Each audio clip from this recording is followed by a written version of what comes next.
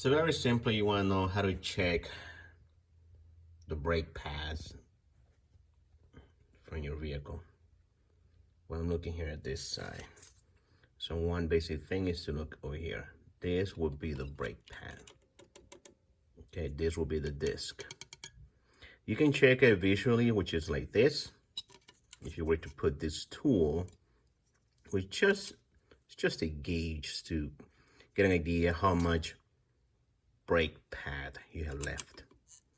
And this one indicates about 5 millimeters, as you can see that. This will be 5 millimeters.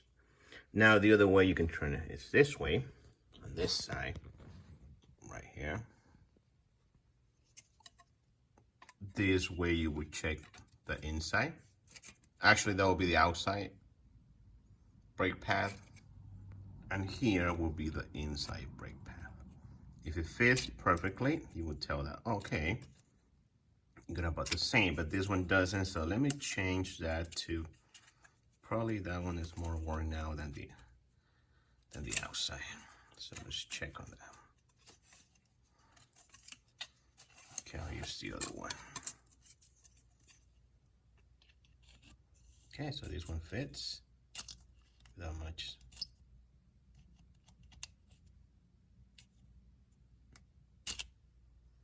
See here.